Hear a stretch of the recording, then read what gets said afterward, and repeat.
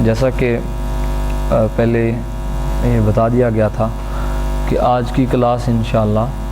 یہ نماز جنازہ کے چند مسائل جو ہیں وہ شروع کریں گے، بیان کریں گے انشاءاللہ۔ یہ سلسلہ پھر آگے چلتا رہے گا۔ یہ اسلام نے اپنی تعلیمات میں حسن رکھا ہے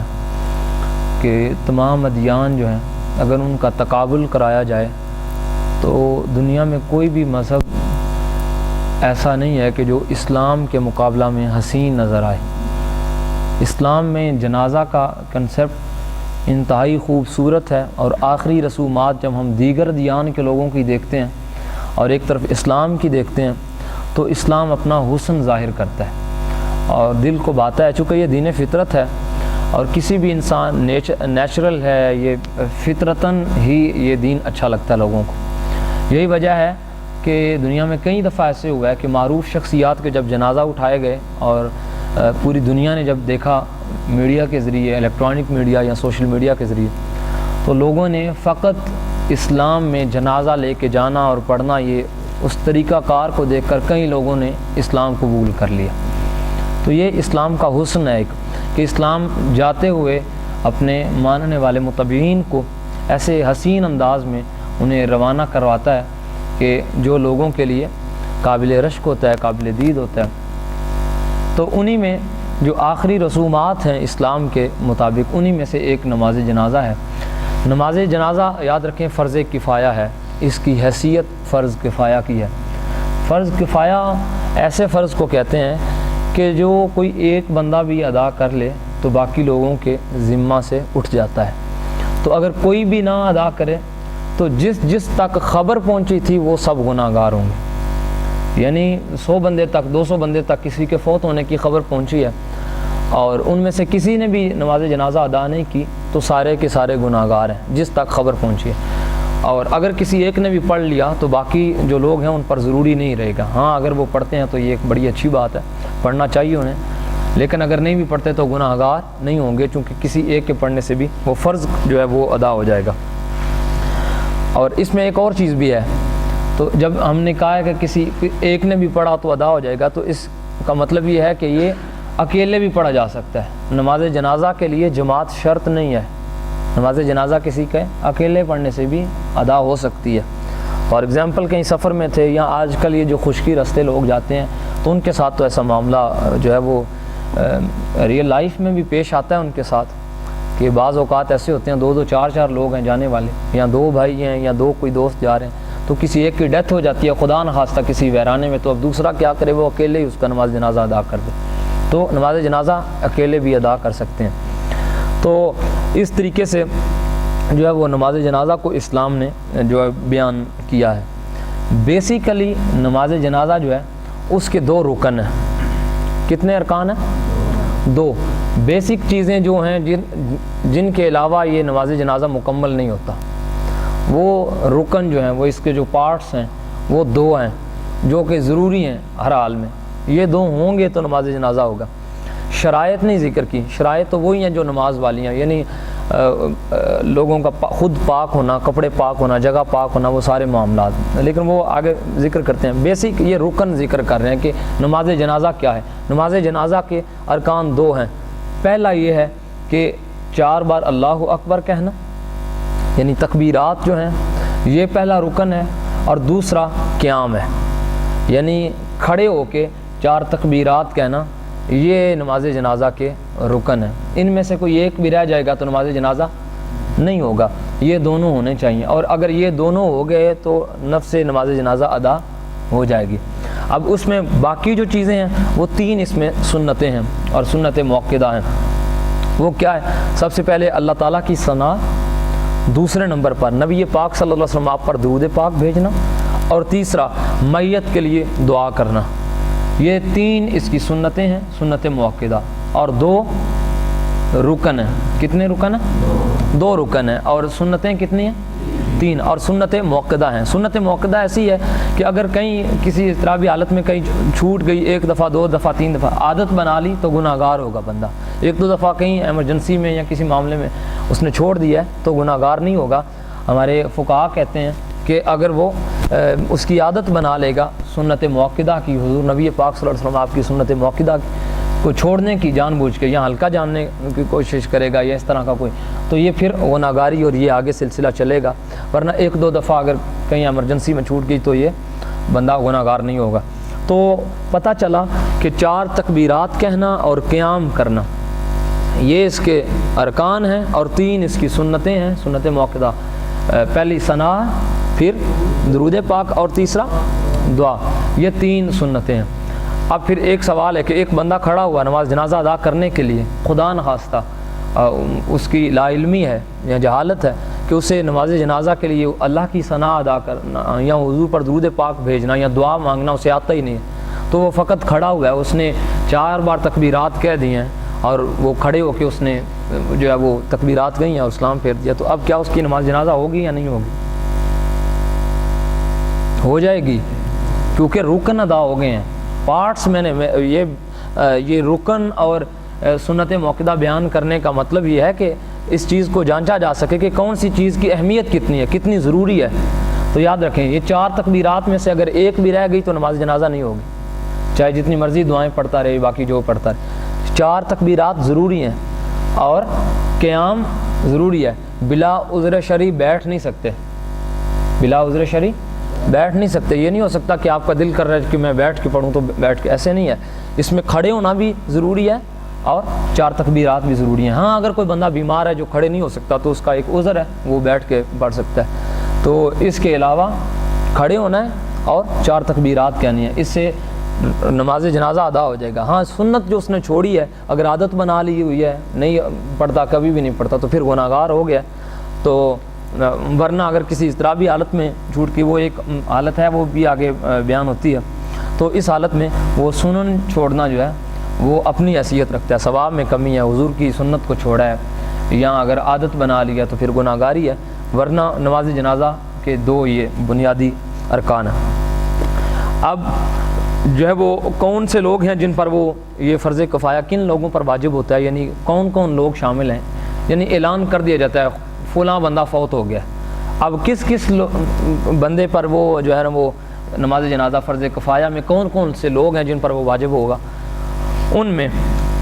قادر، عاقل، مسلمان اور جسے موت کی خبر ملی ہے، یعنی عقل والا ہو، بچے گناہگار اس سے نہیں ہوں گے، مجنون بندہ یا ذہنی مریض بندہ جو ہے وہ اس سے گناہگار نہیں ہوگا۔ ایک شرط یہ ہے کہ وہ عاقل ہو اور مسلمان ہو جس تک خبر پہنچی ہے اور موت کی خبر بھی اس تک پہنچی ہوئی ہو، اور قادر ہو نماز جنازہ ادا کرنے پر۔ اب یہ نہیں ہے کہ ایک بندہ ہے کہ وہ بیچارہ تو پڑا ہوا ہے، بیماری کی اس حالت میں ہے کہ وہ نہ ہل سکتا ہے نہ جل سکتا، تو وہ قادر ہی نہیں ہے، اسے قدرت ہی نہیں ہے، یا کوئی ایسا جکڑا ہوا ہے جو جا ہی نہیں سکتا، تو ایسے بندے نہیں، جو قادر ہے ادا کر سکتا تھا، مسلمان تھا، عقل بھی تھی، سب کچھ تھا، تو اس بندے پر یہ فرض کفایہ میں وہ بندے شامل ہو جائیں گے، ٹھیک ہے، وہ ان لوگوں پر واجب ہوگی۔ اور نجاست حکمیہ اور حقیقیہ سے پاک بھی ہونا چاہیے، یہ شرائط میں سے ہے، یعنی کپڑے پاک ہوں، جگہ پاک ہو۔ اب جگہ کے حوالے سے ہماری ایک چیز اکثر دیکھنے کو ملتی ہے، وہ کیا کہ ہم جب کھڑے ہوتے ہیں تو ہم میں سے بہت سے لوگ ایسے ہوتے ہیں جنہوں نے جوتے پہنے ہوتے ہیں اور بہت سے ایسے ہوتے ہیں جنہوں نے جوتے اتارے ہوتے ہیں، تو اس کا کیا طریقہ کار ہے؟ اس میں بیسک یہ چیز ہے کہ یاد رکھیں نماز جنازہ میں اگر کسی نے جوتے پہنے ہوئے، جیسے بند جوتے ہیں یا چپل وغیرہ اس کے اندر ہیں پاؤں، اس نے پہنے ہوئے ہیں، تو پھر جوتوں کا بھی پاک ہونا ضروری ہے اور اس کے نیچے کی زمین کا بھی پاک ہونا ضروری ہے۔ اگر کوئی جوتے پہن کے نماز جنازہ ادا کرتا ہے تو جوتے بھی پاک ہونے چاہیے اور نیچے والی زمین بھی پاک ہونی چاہیے، دونوں چیزیں پاک ہونی چاہیے۔ اگر وہ جوتے اتار کے جوتوں کے اوپر کھڑا ہو جاتا ہے، جیسا کہ کچھ دوستوں کو ایسے بھی دیکھنے کو ملتا ہے، تو پھر جوتوں کا کم از کم پاک ہونا ضروری ہے، پھر کہ جوتے کم از کم اس کے پاک ہوں۔ زمین اگر ناپاک بھی تھی اس کے اوپر اس نے جوتے رکھ لی، تو اب جوتوں کے اوپر کھڑا تو اب کیا ہے، جوتے اس کے پاک ہونے چاہیے۔ تو جوتے اب جو فی زمانہ چل رہے ہیں ماحول، اس میں تو عموماً بندے کو پتہ ہوتا ہے کہ میں کہاں کہاں گیا ہوں، یہ جوتا میرا کون سا ہے جو میں کہاں پہ استعمال کرتا ہوں اور کس حالت میں رہتا ہے، یہ اسے پتہ ہے۔ اگر نالی کا، گلی کا کوئی پانی اس طرح کا بھی اسے وہ لگتا رہتا ہے کہ جس میں اسے پتہ ہے کہ نجاست شامل ہے، اور اب تو تقریباً عمومی شہروں یا دیہاتوں اس طرح کے ایریاز میں لوگوں کو پتہ ہی ہوتا ہے کہ ہماری نالیوں میں گٹرز وغیرہ کا پانی آ رہا ہے، تو وہ ناپاک ہوتا ہے، ایسی نالیوں کا پانی ناپاک ہوتا ہے۔ ہاں اگر بارش ہو یا کیچڑ ہے، کوئی مٹی والی زمین ہے، کھیتوں میں آپ گئے تھے وہاں پہ کوئی ایسا، تو وہ مٹی والا سمپل جو پانی صاف تھا اور مٹی تھی اور مٹی بھی پاک تھی، تو وہ پانی پڑتا ہے تو اس سے ناپاک نہیں ہوتے، کپڑے ناپاک ہوتے ہیں۔ یہ جو نالیوں وغیرہ کا ہمارا گندا پانی ہے جس میں پلیدی نجاست شامل ہے، تو ایسی جوتے کے ساتھ اگر لگا ہوا ہے تو جوتا بھی ناپاک ہوگا، ٹھیک ہے۔ تو پھر اگر اوپر پاؤں رکھنے ہیں تو پھر آپ کو یہ یقین ہونا چاہیے کہ میرے جوتے پاک ہیں جن کے اوپر میں کھڑا ہوا ہوں۔ تو تیسری صورت یہ ہے کہ دونوں کو نکال دیا جائے، یعنی پہنے بھی نہ ہوں، اوپر بھی نہ کھڑا ہو، جوتے ہٹا دے، زمین پر کھڑا ہو، پاک زمین پر، تو اس صورت میں وہ نماز جنازہ ادا کرے گا۔ اور اس کے لیے شرط، ایک اور شرط ہے کہ ستر عورت جو ہے وہ یعنی ناف سے لے کے گھٹنوں سمیت تک، یہ جو درمیان کا حصہ ہے مرد کا، یہ کم از کم وہ ڈھکا ہوا ہو، یعنی یہ پردے میں ہونا چاہیے، یہ ستر عورت ہے۔ اور یہ بھی ہونا چاہیے، دوسرا قبلہ منہ ہونا چاہیے، قبلہ کی طرف منہ ہونا چاہیے، اور نیت ہونی چاہیے کہ میں نماز جنازہ ادا کر رہا ہوں، نیت یہ ہونی چاہیے کہ میں نماز جنازہ ادا کر رہا ہوں۔ اب وہ ضروری ہے کہ عربی پڑھے یا اردو پڑھے، یا وہ جو امام صاحب بتاتے ہیں 4 تکبیر، نماز جنازہ، فرض، کفایہ، اسنا، واسطے اللہ تعالیٰ، درود واسطہ، اب یہ لفظ نہیں بھی آتے تو نیت اس کے اندر کی ہے کہ میں نماز جنازہ ادا کرنے لگا ہوں فلاں بندے کی، اس طرح کر کے، تو یہ نیت اس کی یہ اس کے لیے ہونی چاہیے۔ تو یہ شرائط میں چیزیں ہیں۔ میت کا سامنے ہونا بھی ہمارے ہاں ضروری ہے کہ میت وہ جو نماز جنازہ ادا کرا رہے ہیں ان کے سامنے پڑی ہو، اور اگر جو ہے نا وہ امام صاحب جدھر کھڑے ہیں ان کے سامنے اس کا میت کا کچھ نہ کچھ حصہ ہونا چاہیے۔ بہتر تو یہ ہے کہ اس کا وہ سینے اور منہ والی جگہ جو ہے اس کے قریب ہو، اور اگر کچھ نہ کچھ اس کا ہونا ہی چاہیے سامنے۔ تو اس صورت میں جو ہے وہ نماز جنازہ وہ ادا کی جائے گی۔ ہاں اگر ایک اور صورت ہے کہ عام بندہ ہے، آپ پہنچتے ہیں نماز جنازہ میں شرکت کے لیے، سب سے بڑی چیز یہ ہے کہ نماز جنازہ اللہ کی رضا کے لیے ادا ہونی چاہیے۔ ہم میں یہ بڑی کوتاہی ہے کہ میں اگر ڈھونڈنا شروع کر دوں نا کہ میں نے لاسٹ ٹائم کتنے جنازے جو ہیں وہ صرف اللہ کو راضی کرنے کے لیے پڑھے ہیں، تو انگلیوں پہ گنے جا سکیں گے شاید کہ فلاں فلاں فلاں جنازہ میں نے اللہ کی رضا کے لیے پڑھا ہے۔ نہ اس بندے کے ساتھ کوئی اتنا خاص میرا تعلق تھا، نہ اس کے گھر والوں کے، یہ نہ برا سا کو ملنا، منہ دکھانا، یہ وہ رشتہ داری، یہ نہیں، صرف اللہ کے لیے میں نے کتنے پڑھے ہیں۔ تو یہ گنتی پہ ہماری گنتی میں آ سکتے ہیں، حالانکہ یہ نہیں ہونا چاہیے، یہ بڑی کمزوری ہے ہماری، یہ اعمال میں ہماری کمزوری ہے۔ تو زیادہ سے زیادہ کوشش کرنی چاہیے کہ نماز جنازہ ادا کیے جائیں اور اللہ کی رضا کے لیے کی جائیں، قریبی ہو، جاننے والا ہو، جو بھی ہو، یار ویسے بھی تو کرنا ہی ہے آپ نے ادا، تو نیت یہ رکھیں کہ میں اللہ کی رضا کے لیے نماز جنازہ ادا کر رہا ہوں، تو اس کا ثواب ہے۔ منہ دکھانے کا تو پھر منہ دکھانا ہی ملے گا آپ کو، اور کیا ملے گا؟ تو لہٰذا اللہ کی رضا اس میں بندے کی ملوز خاطر ہونی چاہیے۔ لوگ پہنچتے ہیں نماز جنازہ میں، آپ دوڑتے دوڑتے آئے ہیں، اور یہ بھی بڑا دیکھنے کو ملتا ہے جی، وہ پیچھے چند لوگ کھڑے ہوں گے جو اپنی حاضری لگوا رہے ہوں گے اپنا بڑاپن ظاہر کرنے کے لیے، جی کھلو جاؤ جی آ رہے ہیں۔ یہ بھی ایک ہمارے کلچر میں چیز شامل ہو گئی ہے، اور ہمیشہ ایسا بندہ کہے گا کہ جو ذہنی طور پر اپنی کیفیات میں وہ اپنے آپ کو چھوٹا سمجھ رہا ہوگا، اور ان لفظوں کے ساتھ وہ اپنے آپ کو عزت دینے کی کوشش کر رہا ہوگا، یہ وہ بندہ کرے گا جسے اپنے آپ پر کانفیڈنس نہیں ہوگا، ٹھیک ہے، احساس کم تری کا شکار، سادہ لفظوں میں کہوں تو جو بندہ احساس کم تری کا شکار ہوتا ہے نا، وہ اس طرح کے کام کرتا ہے جی کہ میں ایسا کام کروں کہ لوگوں کی نظروں میں آ جاؤں یا اپنا آپ دکھاؤں۔ ہمیشہ جو بندہ سمجھے گا کہ میری عزت کم ہے، میں بڑھانا، ورنہ عزت دار بندے کا یہ کام نہیں ہے، وہاں پہ تو عبرت کی جا ہے۔ اب وہ بندے جو انتظامی امور میں یا دکھلاوا اور اس طرح کی چیزیں، تو یہ نہیں ہونا چاہیے۔ نماز جنازہ کے لیے جب جائیں صفوں میں کھڑے ہوں اور اپنے جنازے کو یاد کریں کہ میں بھی یہاں لیٹا ہوں گا، لوگ کھڑے ہوں گے، میرے لیے بھی ایسے ہی آئیں گے، تو یہ ایک خاص کیفیت ہے۔ نماز جنازہ میں بھی جا کے جس بندے کو کیفیت طاری نہیں ہوتی، وہ انتہائی عجیب ہے وہ بندہ۔ یہاں تک کہ مشاہدہ کی بات اگر آپ کو بتاؤں تو مشاہدہ کی بات یہ کہ میں نے لوگوں کو باتیں کرتے سیاست کی اور ہنستے ہوئے بھی دیکھا ہے نماز جنازہ میں۔ حضرت سیدنا عبداللہ بن مسعود رضی اللہ تعالیٰ عنہ، آپ جنازے کے ساتھ تھے، کوئی بندہ ہنسا، حضرت عبداللہ بن مسعود رضی اللہ تعالیٰ عنہ صاحب نعلین رسول، آپ اس کی طرف متوجہ ہو کے فرمایا میں ساری زندگی تیرے ساتھ کلام نہیں کروں گا، تو نے یہ کیا عمل کیا؟ کتنا سخت اسے سمجھا، کتنا سخت برا سمجھا کہ میں ساری زندگی تیرے ساتھ بات نہیں کروں گا، کہ جسے یہ بھی نہ آیا کہ نماز جنازہ کے پیچھے باتیں کر رہے یا ہنس رہے ہو تم، تو یہ نہیں ہونا چاہیے۔ نماز جنازہ کے لیے جائیں، اللہ کی رضا کے لیے جائیں اور اللہ کو راضی کرنے کے لیے جائیں، اور جائیں بھی اس انداز میں۔ اب یہ ایک بڑا باریک مسئلہ ہے کہ نماز جنازہ کے لیے جب ہم جنازہ اٹھا کے جا رہے ہوتے ہیں، ایک تو یہ کہ میت کا سر آگے ہونا چاہیے، میت کا سر آگے۔ اگر اس طرف آپ چل رہے ہیں تو قبلہ ہمارا پیچھے ہے، تو اب کیا کریں گے؟ سر آگے رکھیں گے، یعنی ادھر جاتے ہوئے بھی۔ اب ٹانگیں تو ان کی ادھر ہو رہی ہیں میت کی، لیکن بعض لوگ مشورہ دینے والے یہ بھی ہوتے ہیں نہیں لاندے لتاں پی ہونی ہیں، ایسے نہیں ہوتا، سر کو آگے رکھنا ہوتا ہے، ٹھیک ہے؟ تو اس میں کوشش کریں کہ اپنے کندھا جو ہے نا وہ چاروں پائے جو ہیں اس کے چاروں کنارے جو ہیں ان پہ وہ کندھا دیں، 10 قدم چلیں،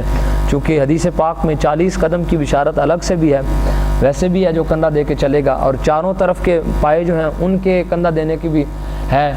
تو دونوں احادیث کو اگر جمع کیا جائے تو ان کا مفہوم یہ ہے کہ حضور نے ارشاد فرمایا جس نے کندھا دیا اللہ کی رضا کے لیے میت جنازے کو،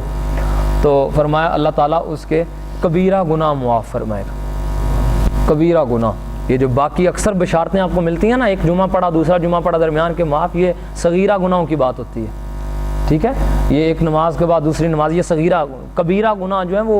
بہت بڑے ہیں، اور ان کی توبہ استغفار ان کے فرمایا جو میت کو کندھا دیتا ہے اس کے اپنے اللہ کبیرہ گناہ بھی معاف فرماتا ہے، اور ایک میں یہ ہے کہ بخش دیا جاتا ہے وہ بندہ۔ تو اس لیے اللہ کی رضا کے لیے کندھا دینا چاہیے، اپنا رشتہ دار نہ ڈھونڈیں، فلاں جو بھی ہے، آپ آگے بڑھیں، اللہ کی رضا کے لیے کندھا دیں۔ پہلے جو ہے نا وہ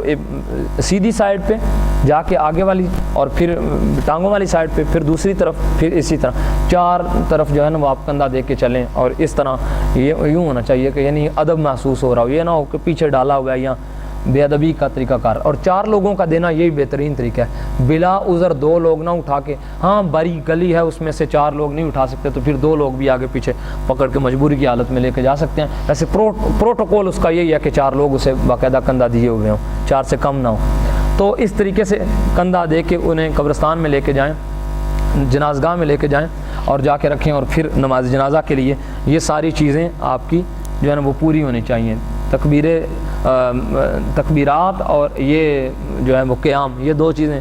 اس کے ارکان میں شامل ہیں، باقی سنن ہیں۔ اور جانے کا طریقہ کار یہ ہے کہ ادب کے ساتھ، خشیت کے ساتھ جائیں۔ اب اس میں بھی اگر آپ حدیث کا اور سیرت کی کتابوں کا اور تاریخ کا مطالعہ کریں گے نا، تو اس میں آپ کو پتہ ہے کیا ملے گا؟ اس کو نماز جنازہ ان میں نماز جنازہ کا طریقہ کار یہ ملے گا کہ لوگ جاتے تھے حضور کے دور میں اور بعد میں تو خاموشی کے ساتھ اپنی قبر کو اور اپنے آخرت کو یاد کرتے ہوئے جاتے تھے۔ اسی طرح پھر تابعین کے دور میں بھی رہا ہے، تبع تابعین کے دور میں، پھر اس کے بعد چلتا صدیوں تک یہی طریقہ کار رہا ہے کہ خاموشی کے ساتھ جنازہ لے کے جایا جاتا۔ پھر جب فقہاء نے دیکھا کہ لوگ آپس میں اب باتیں کرنا شروع کر دی ہیں، لوگوں نے خشیت تو رہی نہیں ہے، اللہ کا خوف تو رہا نہیں ہے، آپس کی باتیں ہونے لگ گئی ہیں، لوگ ادھر ادھر ہنسی مذاق میں لگ گئے ہیں، توجہ ہی نہیں رہی جنازے کی طرف، تو اب کہا کہ اب ذکر کرتے جایا کر، تم اتنے عمل میں کمزور ہو گئے ہو کہ سامنے جاتا ہوا جنازہ بھی تم پر خشیت طاری نہیں کر رہا، تو اب تم بلند آواز سے کم از کم ذکر کرتے جاؤ، ان باتوں سے تو بچ جاؤ۔ تو یہ طریقہ کار پھر بتایا گیا کہ نماز جنازہ میں ذکر اذکار کرتے جائیں، جہری ذکر کریں، آپ کریں گے تو ساتھ والا سنے گا، وہ کرے گا، کم از کم باتوں سے بچ جائیں گے، ہنسنے سے۔ بہترین پروٹوکول والا طریقہ یہی تھا کہ ادب کے ساتھ اپنی موت کو یاد کرتے ہوئے بندہ جائے، تو اس طریقے کے ساتھ لے کے جائیں۔ ہاں وہاں پہ جا کے رکھا جاتا ہے، نماز جنازہ سے پہلے جو گفت و شنید کی جاتی ہے وہ لوگوں کا انتظار ہوتا ہے، خیر اپنے وقت کے اعتبار سے کیا جاتا ہے، جب وقت ہو جاتا ہے تو بعض اوقات نہیں بھی ہوتی، تو وہ خیر اس کی وہ کوئی شرعی ایسی حیثیت نہیں ہے کہ وہ فرض واجب والی۔ تو جب رکھا جاتا ہے تو اب آپ اگر کوئی بندہ لیٹ شامل ہوا ہے، یعنی پیچھے سے دوڑتا ہوا آیا، دیکھا ہے کہ نماز جنازہ شروع ہے، تو آپ وہ کیا کریں؟ اگر میت کے ورثاء اولیاء میں سے نہیں ہے، ولی نہیں ہے اس کا، یعنی ولی جو نماز جنازہ دوبارہ دہرا سکتا ہو، عام طور پر نماز جنازہ کی نماز کا تکرار نہیں ہے، یعنی اسے دہرانا نہیں چاہیے، یہ ایک دفعہ ہو گیا بس ہو گیا۔ اب اگر ولی باقی ہے، یعنی اس کا بیٹا یا کوئی اس کا جو خاص تھا وہ پیچھے رہ گیا تھا، وہ نہیں آیا، تو اب وہ آیا تو اس کے لیے دوبارہ نماز جنازہ ادا ہو سکتی ہے، ورنہ عام لوگ جو ہیں وہ دوبارہ نماز جنازہ ادا نہ کریں، پہلی بار اکتفا کیا جائے۔ اور ولی کے بغیر اگر کوئی آیا تو اس نے دیکھا کہ نماز جنازہ کھڑی ہے، تو میں وضو کروں گا یا غسل کرنے لگ جاؤں گا، تو مجھ پر غسل تھا یا مجھ پر وضو بھی تھا، تو میں کیا کروں؟ تو اب اسے چاہیے کہ اگر سمجھتا ہے کہ نماز جنازہ ہو جائے گی تو وہ فوراً ایسے کرے کہ وہ تیمم کر لے،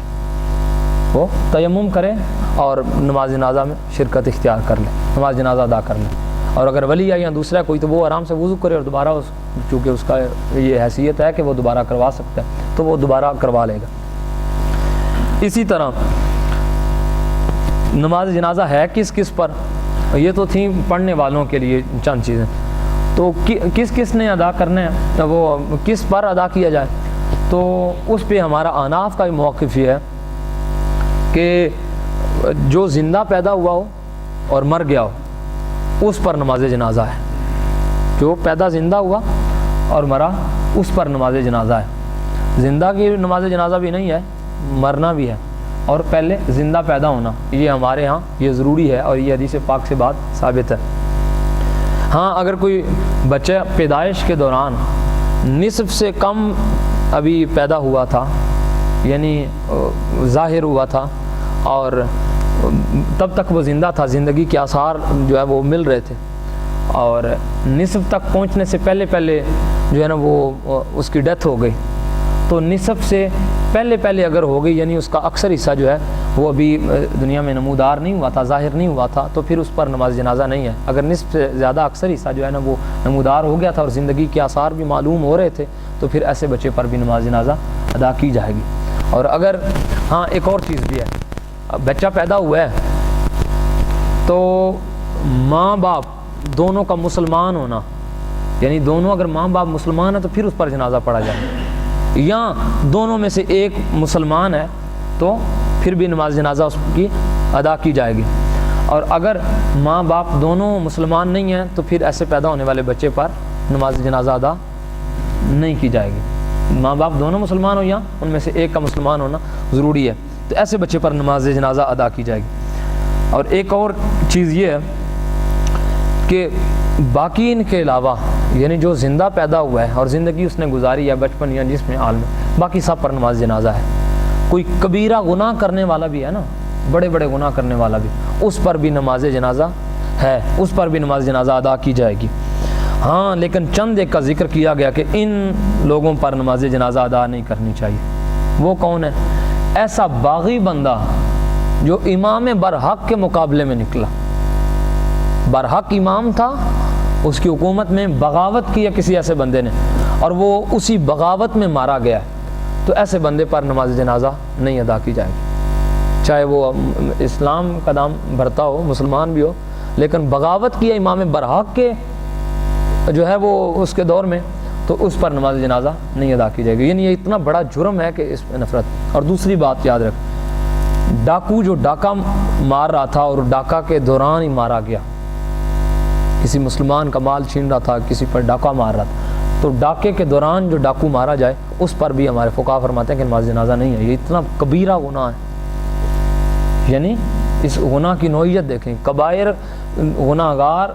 جو ہے نا وہ کبیرہ گناہ والا، اس پر بھی ویسے کہا گیا کہ نماز جنازہ ادا کریں، لیکن یہ اتنا بڑا جرم ہے کہ یہ کرنے والے کو،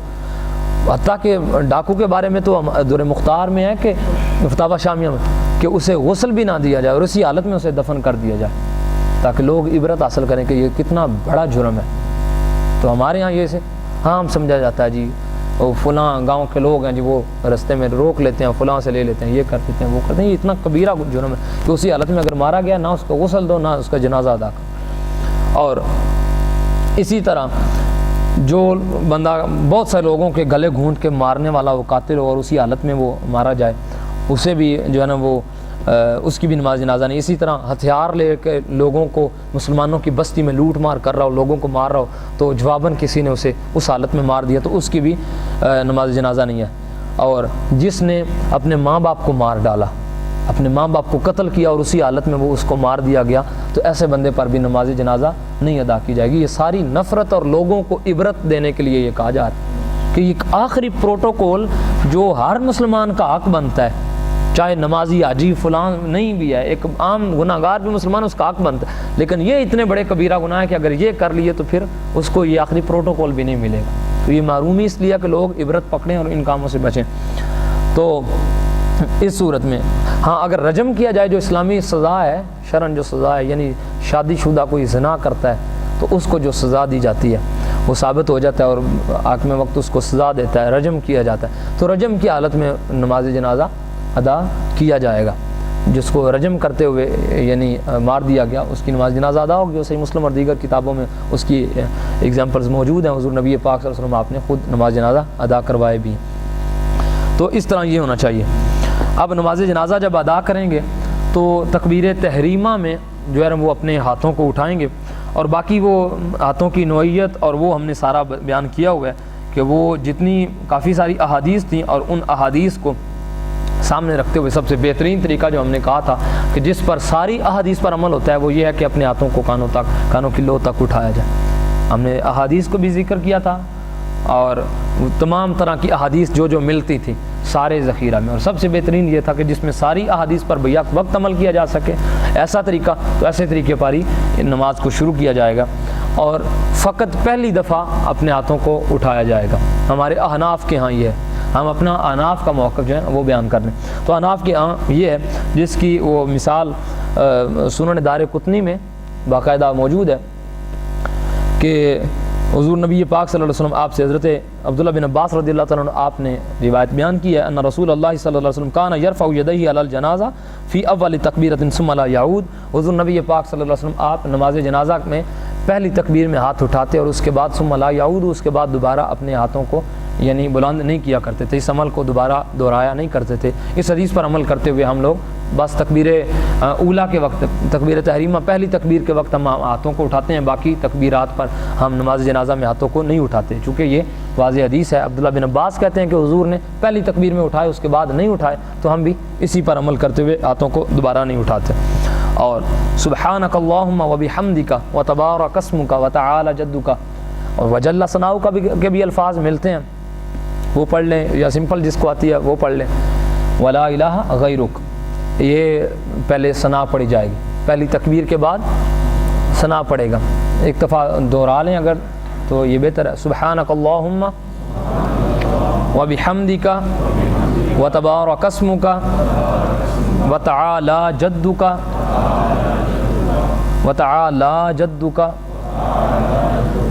وجل ثناؤک ولا الہ غیرک۔ یہ کہنے کے بعد پھر بغیر ہاتھوں کو اٹھائے اللہ اکبر کہیں گے، اور یاد رکھیں یہ امام اور مقتدی دونوں نے تکبیر کہنی ہوتی ہے، اگر پچھلا نہیں کہے گا تو اس کی نماز جنازہ ادا نہیں ہوگی۔ اور جب یہ ایک کلیہ یاد رکھیں، اسلام میں جب بھی قرات کا یا کچھ کہنے کا کہا جاتا ہے نا، تو پھر اتنی آواز ہونی چاہیے جو کم از کم خود بندہ سن رہا ہو۔ بعض لوگوں کو ایسے بھی دیکھنے میں آیا جب پڑھ رہے ہوتے ہیں تو وہ بس دل ہی دل میں، جب کیا ہے میں دل میں پڑھ رہا تھا، بھائی دل میں نہیں پڑھنا، جو خیال میں یا فقط زبان الہی آواز نکلی نہیں ہے تو وہ تمہاری نہیں ادا ہوگی۔ اتنی آواز ہونی چاہیے کہ میں خود سن رہا ہوں، یعنی اس بندے کے خود سننے تک کی ضروری ہے آواز، پچھلوں نے بھی کہنا ہے اور امام نے بھی کہنا ہے۔ اللہ اکبر کہیں گے، ٹھیک ہے، یہ اب اس کی تکبیر ادا ہوگی۔ اس کے بعد پھر وہ جب حضور نبی پاک صلی اللہ علیہ وسلم آپ پر درود پاک پڑھا جائے گا، درود پاک آپ باقی بھی پڑھ سکتے ہیں، ویسے سب سے بہترین یہ ہے کہ نماز والا درود پاک پڑھا جائے، درود ابراہیمی پڑھا جائے، اس میں بعض الفاظ کی زیادتی بھی بیان کی جاتی ہے، خیر وہ کر لیں یا سمپل پڑھ لیں، دونوں ہی ٹھیک ہے، کر سکتے ہیں، اس میں کوئی حرج نہیں ہے، ٹھیک ہے۔ نماز والا درود پاک تکبیر کے بعد اب پھر دوبارہ اللہ اکبر کہا جائے گا، اور مقتدی بھی کہیں گے اور امام بھی کہیں گے، دونوں کہیں گے، تکبیر کہیں گے بغیر ہاتھ اٹھائے۔ پھر تیسری جو یہ تکبیر ہے، اس کے بعد پھر حضور نبی پاک صلی اللہ علیہ وسلم پر درود پاک پڑھنے کے بعد اب کیا کیا جائے گا، اب دعا مانگی جائے گی۔ تو دعائیں بہت سی مذکور ہیں، کوئی نماز جنازہ کی کوئی ایک دعا نہیں ہے کہ یہ فلاں ہی دعا آپ نے کرنی ہے۔ ایسے عام طور پر جو ہم دعائیں کرتے ہیں وہ بھی احادیث میں ملتی ہیں، ان کے علاوہ بھی بہت سی احادیث میں دعائیں ملتی ہیں، جو کہ ہم Tafheem Deen group WhatsApp group میں سینڈ بھی کر دوں گا، کوشش کروں گا کہ وہ چند ایک دعائیں سینڈ کر دوں تاکہ جو دوست اگر یاد کرنا چاہیں وہاں سے تو وہ یاد بھی کر سکیں۔ تو بہت ساری دعائیں اس میں ذکر کی جاتی ہیں، جن میں سے ایک جو عموماً ہم لوگ پڑھتے ہیں، ہمارے اکثر بچوں کو بڑوں کو سب کو یاد ہوتی ہے، وہی دعا ایک دفعہ دہرا لیتے ہیں۔ اللہم اغفر لحینا ومیتنا وشاہدنا وغائبنا وصغیرنا وکبیرنا وذکرنا وانثانا اللہم من احییتہ منا فاحیہ علی الاسلام ومن توفیتہ منا فتوفہ علی الایمان اللہم لا تحرمنا اللہم لا تحرمنا اجرہ ولا تفتنا بعدہ۔ اب ان دونوں الفاظ میں اگر مرد ہے تو ایسے ہی کہا جائے گا اللہم لا تحرمنا اجرہ، اور اگر عورت ہے تو کہا جائے گا اللہم لا تحرمنا اجرہا۔ ہا کی ضمیر چونکہ مؤنث کی استعمال کی جائے گی، اجرہا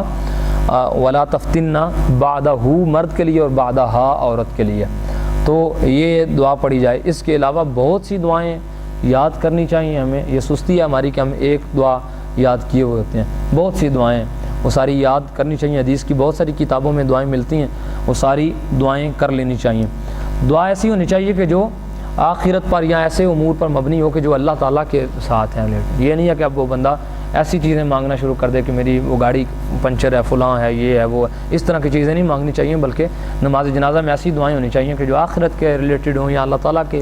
جو ہے نا وہ ذات والا صفات کے متعلق ہوں۔ ایسی دعائیں، بہت ساری دعائیں ہیں احادیث میں، ڈھیر ساری جو ہیں وہ ملتی ہیں، تو وہ ساری ادا کرنی چاہیے۔ اب ایک اور چیز ہے کہ سوال کیا جاتا ہے کہ جی نماز جنازہ میں کیا قرات ہے یا نہیں ہے، قرات قرآن؟ تو ہمارے اہل سنہ کے ہاں، ہم احناف کے ہاں نماز جنازہ میں قرات نہیں ہے، قرات قرآن نہیں ہے۔ حضور نبی پاک صلی اللہ علیہ وسلم آپ نے باقاعدہ نماز جنازہ کو جب بیان کیا تو فرمایا کہ یہ صرف اخلاص کے ساتھ دعائیں ہیں، یہ فقط دعائیں ہیں، یہ خالصتاً دعائیں ہیں نماز جنازہ۔ تو ہمارے ہاں نماز جنازہ میں قرات قرآن نہیں ہے، ٹھیک ہے، قرات قرآن ہمارے ہاں نہیں ہے۔ ہاں اس میں چونکہ یہ شروع سے ایک فقہی مسئلہ ہے اور اس میں اختلاف بھی آتا ہے اور اس میں باقی بھی آراء سامنے آتی ہیں۔ بعض لوگ کہتے ہیں نہیں جی اس میں جو ہے نا وہ قرات کرنی چاہیے قرات قرآن۔ ہمارے پاس کافی سارے اس کے دلائل ہیں کہ قرات قرآن نہیں ہونی چاہیے۔ تو اس میں لوگ ایک دلیل بیان کرتے ہیں، کہتے ہیں کہ صحیح بخاری کی روایت ہے طلحہ بن عبداللہ بن عوف رضی اللہ تعالیٰ عنہ آپ سے کہ صلیت خلف ابن عباس رضی اللہ تعالیٰ عنہ فقرہ فاتحۃ الکتاب، کہتے ہیں کہ وہ حضرت طلحہ بن عبداللہ بن عوف کہتے ہیں کہ عبداللہ بن عباس رضی اللہ تعالیٰ عنہ آپ کے ساتھ میں آپ کے پیچھے میں نے نماز جنازہ ادا کی تو آپ نے اس میں سورہ فاتحہ کی قرات کی، تو صحیح بخاری میں روایت ہے۔ اور اس کے بعد انہوں نے عبداللہ بن عباس رضی اللہ عنہ آپ نے بعد میں کہا کہ میں نے یہ جو ادا کی ہے اس لیے کی، کس لیے کی ہے میں نے، کہتے ہیں کہ میں نے سنت کو عیاں کرنے کے لیے، ان لوگوں کو بیان کرنے کے لیے میں نے اس کو لوگوں کو اظہار کرنے کے لیے میں نے بیان کیا۔ تو ایک تو ہم احناف جو ہیں ہم اونچی آواز سے نماز جنازہ ادا نہیں کرتے، آہستہ کرتے ہیں، کیونکہ اس کی بھی دلیل حضرت ابو امامہ رضی اللہ تعالیٰ عنہ سے نسائی میں صحیح روایت ہے کہ حضور نبی پاک صلی اللہ علیہ وسلم آپ نماز جنازہ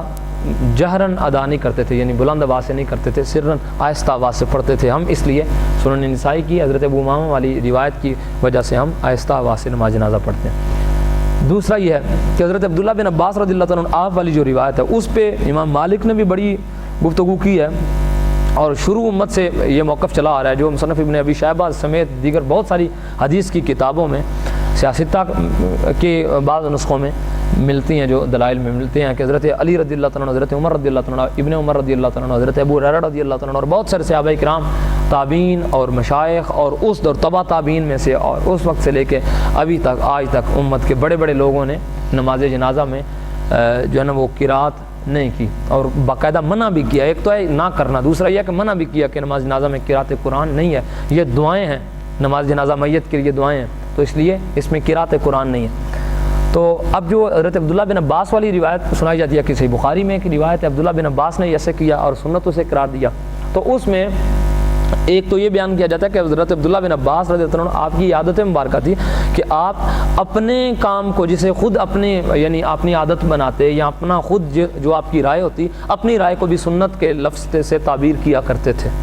اپنی رائے کو بھی سنت کے لفظ سے آپ تعبیر فرما لیا کرتے تھے۔ تو یہ بڑے لوگوں کے جو ہیں وہ آپ محدثین کے یا فقہا کے جن لوگوں کی کتابیں پڑھتے ہیں ان کے پہلے بعض اصول بھی لکھے ہوتے ہیں کہ یہ جس کی کتاب آپ پڑھ رہے ہیں یا جو بندہ ہے جس کا ذکر کیا جا رہا ہے اس کی عادت میں یہ ہے کہ یہ لفظ بولتا ہے تو اس سے مراد اس کی یہ ہوتی ہے، یہ لفظ بولتا ہے تو اس سے مراد یہ ہوتی ہے، یہ یعنی مختلف الفاظ کے ساتھ اس بندے کی کیا کیا جو ہے نا وہ منشا ہوتی ہے یا کیا رائے ہوتی ہے یہ باقاعدہ بیان کیا جاتا ہے۔ تو حضرت عبداللہ بن عباس کے مطلب یہ بیان کیا گیا کہ باقاعدہ آپ جب سنت کہتے تو اس سے مراد آپ کی اپنی رائے بھی اس میں ہوتی کہ میری رائے یا میری عادت یہ ہے، اسے بھی آپ بعض اوقات سنت کے لفظ سے تعبیر کیا کرتے تھے۔ تو کہا جاتا ہے کہ ایک تو یہ ہے کہ حضرت عبداللہ بن عباس نے جو یہ کہا نا کہ پڑھانے کے بعد کہ جو میں نے کہا یہ سنت، تو اس سنت سے یہ مراد ہے، ورنہ باقی جتنی بھی آپ حدیث کی کتابیں اٹھائیں گے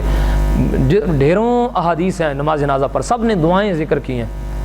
اور فقط دعائیں ذکر کی ہیں۔ تو یہ حضرت عبداللہ بن عباس سے ایک جو روایت ہے، اس پہ حضرت امام مالک کا قول تو یہ امام مالک اسے شاذ کہتے تھے، امام مالک کہتے تھے یہ شاذ ہے، اس کے مقابلے میں اتنی ساری احادیث ہیں اور اس ایک قول کو لیا جائے اور جس میں کوئی خاص مضمون ایام بھی نہیں ہے کہ اس کی حیثیت کیا ہے، کس نیت سے پڑھی جا رہی ہے، تو امام مالک کے ہاں امام مالک نے اسے شاذ بھی قرار دیا۔ اور پھر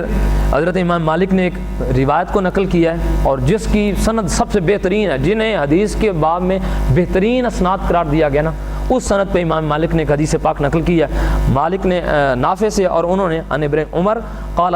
کان لا یقرأ فی الصلاۃ علی الجنازہ، کہتے ہیں کہ حضرت عبداللہ بن عمر رضی اللہ عنہ سے مالک سے نے نافع ابن عمر سے روایت کیا کہ نماز جنازہ میں قرات نہیں ہے، تو اس لیے نماز جنازہ میں ہم قرات قرآن نہیں کرتے۔ سورہ فاتحہ حنفیوں کے ہاں اگر دعا سمجھ کے کوئی پڑھتا ہے تو پھر اس کی اجازت ہے، سورہ فاتحہ کو بطور دعا کوئی پڑھتا ہے، دعاؤں میں اسے شامل کر کے دعا کے حیثیت سے پڑھتا ہے تو پھر اس کو احناف کے ہاں بھی اسے گنجائش دی جاتی ہے، جواز قرار دیا جاتا ہے، ورنہ قرات قرآن سمجھ کے پڑھنا جائز نہیں ہے۔ یہی وجہ ہے کہ اکثر و بیشتر دعاؤں میں بھی اسے نہیں پڑھا جاتا چونکہ عام بندے کو نہیں سمجھ ہوتی، عام بندے کو تو نہیں پتہ کہ میں نے اب نیت اس میں قرات قرآن کی کرنی ہے یا دعا کی نیت کرنی ہے، تو عام ایک سادہ بندے کو تو نہیں پتہ کہ میری نیت کون سے، میں نے قرات کر رہا ہوں یا دعا کر رہا ہوں، تو اس حیثیت سے اسے پھر جو ہے نا وہ زیادہ اکثر نہیں پڑھا جاتا، ورنہ